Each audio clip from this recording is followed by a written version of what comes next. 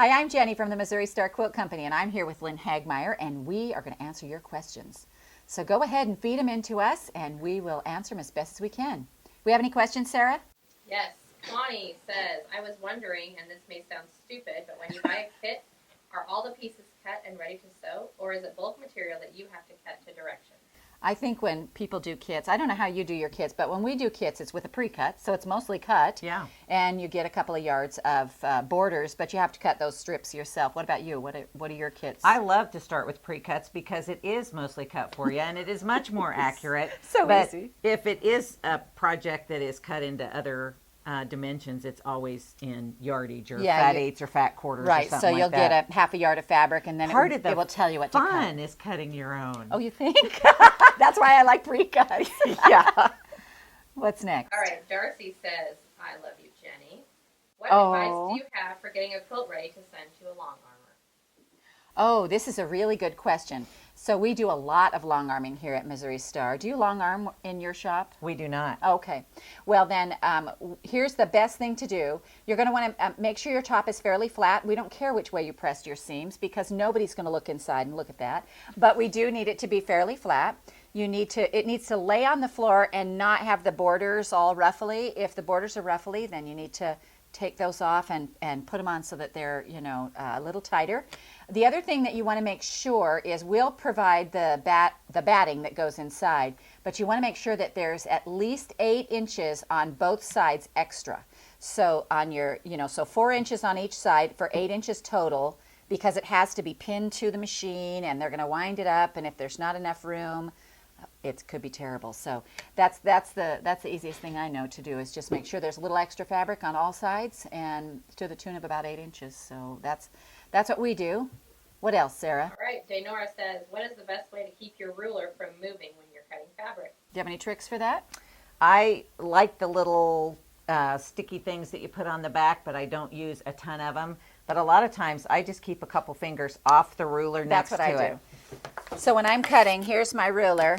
I'm gonna have half my hand off the side because I actually want my ruler to slide. When I put those things on there that stick, it's like I almost feel if you put them crazy on just the ends and don't put it where you're going to put your fabric most of the time, I don't have them lined up.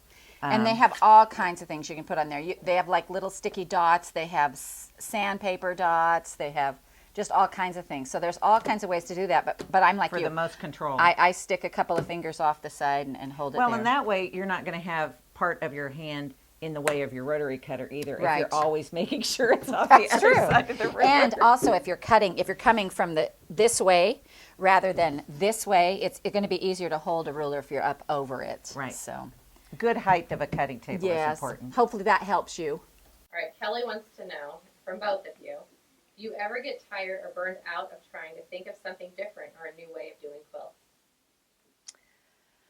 Not very often. Usually after I finish a project and the pattern is complete, then I sit back and go, oh my gosh, I could have done that 3 different ways. Yeah. And so that just spurs the next idea. So for me, it's more too many things to think about. I would say I'm the same way. I have a hard time going to sleep at night because my mind is just whirling. And I Yes. used to wake my husband up to ask him about all these ideas. And now I keep it in a journal. That has saved our marriage. I keep a journal by my bed. I write them in there, and then we talk about it in the morning. But I would say for me, it's just more ideas. I think when you're passionate about what you do, you love it. We love doing this. I mean, if we had to fix bicycles every day, we'd probably burn out. But because we're sewing and we love to sew, Yeah. For us, I think there's some passion there, so we don't really I haven't gotten burnt out yet, and I've been sewing for a long time. Yeah. My husband calls it the what if moment. If I'm sitting in the car and I go, ooh, and I have to pull over to sketch, he goes, oh, are you having a what if moment? And it's like, the light yeah, bulb take goes this on. block and do this, and what would Oh, happen? yeah. So I yeah, love I that. always have pencil and paper handy. Very cool. All right. Shelley wants to know what your favorite quilt pattern to use of all of the Jelly Roll scraps are. Jelly roll. Favorite is hard because they're all easy and they're all quick, and it's that feeling of That's so cool, you know. I would say probably the fastest would be the jelly roll race, Yeah. you know, where you just sew that together. And I love all the variations of that. Like instead of sashing them together, you put a block in there, or put a couple of blocks in there, or a strip in there, or something, you know, to break it up. That would probably be my go-to as far as quickest. But gosh, jelly roll is one of my favorite pre-cuts because there's so many things you can do with it. Oh, absolutely. And it sounds to me like if she has a pattern that uses part of the jelly roll, it's just keep making blocks until you use the jelly roll up, make a runner, make the quilt bigger. I mean, just keep using it. I'm a fan of using, Or you know. save them and mix them together with other leftover jelly roll strips later. Yeah, that's a good idea. We do periodically have an orphan block. The lonely life of the orphan block. Well, if you start bins for your pre-cuts. No, not the bins. I know. It's, I have a jelly roll strip bin. Let me tell you what Yeah. happens though. I loaned that bin out to my guild to make charity blocks. And I came back and I'm like, you guys didn't even do anything. I mean, I think it kind of reproduces while no one's looking. It's kind of Then I scary. gave the whole bin to our forum who came to visit to make blocks, quilt blocks out of it. It's still full. I mean, I don't know what happens. Scraps, you can't get rid of them. There's some crazy thing that happens with scraps. I don't know what that is. But well, most quilters wouldn't see that as a bad thing. well, that's true. Keeps multiplying. The other thing is when your grandchildren come to visit you, I have mine organize them by color. Gives them something to do, so they have baggies. You There know, you go. They sit for hours, and I'm a great fan of finding things for people to do. All right, what's next? All right, Zena and Amy want to know what your best advice for beginning quilters are. Yep, best advice, Lynn?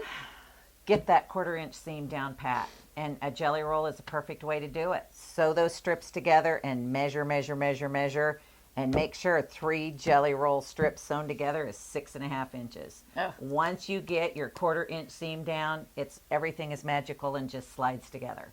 It does fit together. However, I have to disagree a little bit. Okay. And what I work on is consistency rather than perfection, because as long as you're sewing all your seams the same size, I mean, not in a pattern, but in anything I do with pre-cuts or jelly rolls, as long as all those seams are the same size, it's going to go together. And so I stress consistency because my 1/4 inch isn't perfect. My 1/4 inch is a little fat. It's a little overweight.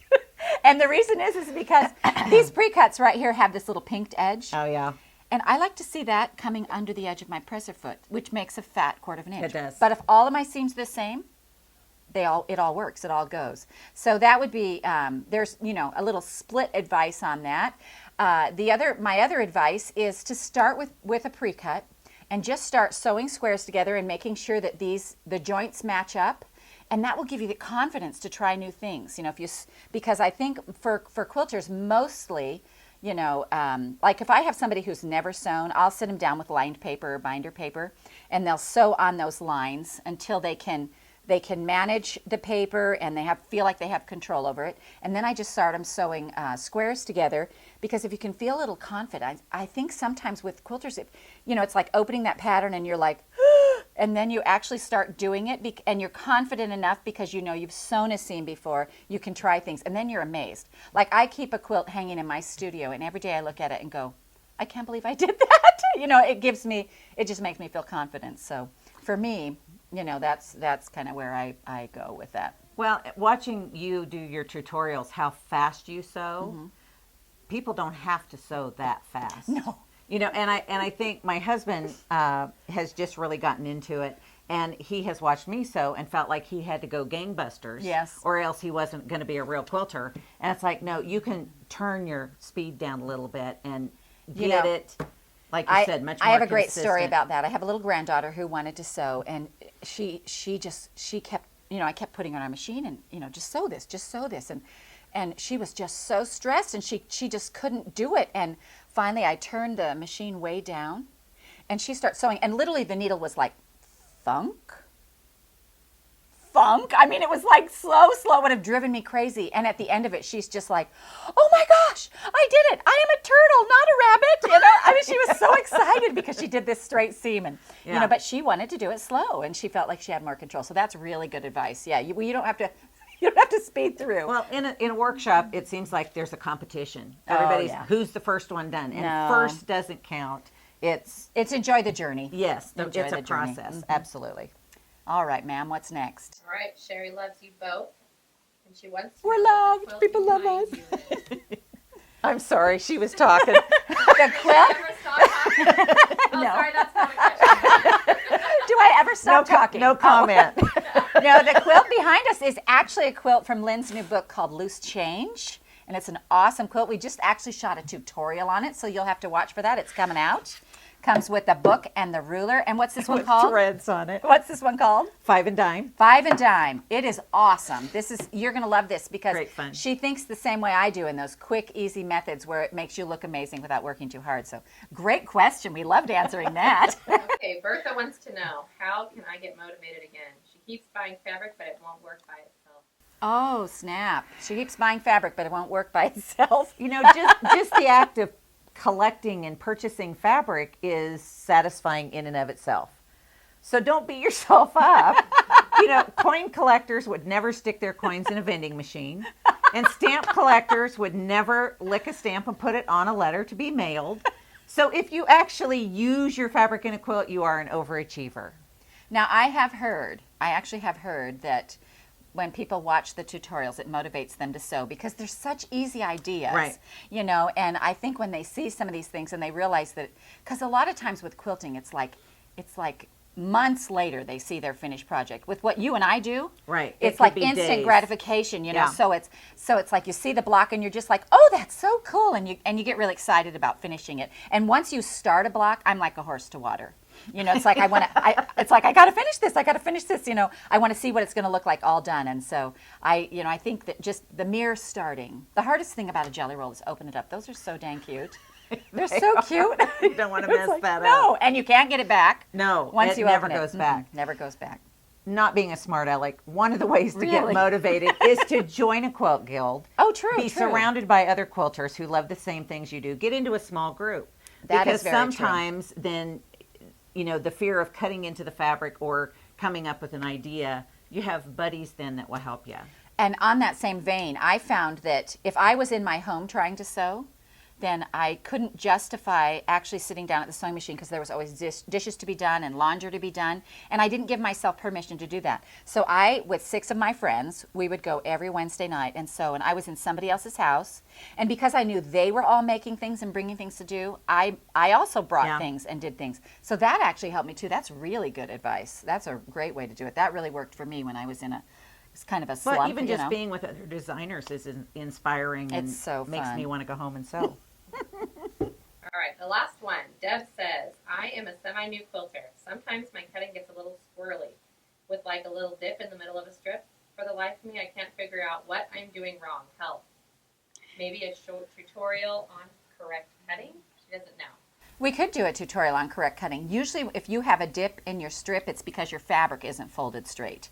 And so I would line out your fabric and make sure that your selvages match, because just because it's on a fold, you know, they have that Right. factory fold in there, doesn't mean it's folded straight, and that will give you Yeah, a because dip the in your fabric strip. does get stretched when it's being rolled on the bolts. Yes. And don't assume that the cut edge from the quilt shop is perfect. Oh, no.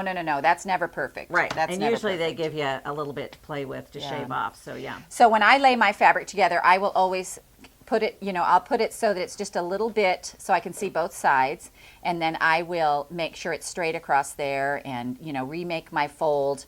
And then, you're just very careful about not having that ruler slip where you have your hand hanging off the side again and you're just going to slide. But if you have a dip, it's because your fabric isn't folded straight. So just so you know. So that was our last question, and we hope you enjoyed this time with us on that. Lynn, anything you want to add? Well, if you're interested in coming to have some quiet time to sew with your friends, come to Bennington, Kansas to the KT studio, and we'll give you all the time you need to start or finish a new project. Oh, fun. They have a retreat center over there. And don't forget about Lynn's book, Loose Change. Check that out. It's awesome. 18 projects. We hope you enjoyed this question and answer session with Lynne Hagmeier and me, Jenny Doan, from the Missouri Star Quilt Company. Sure. In talking about... Sure. This is ready to go. Here we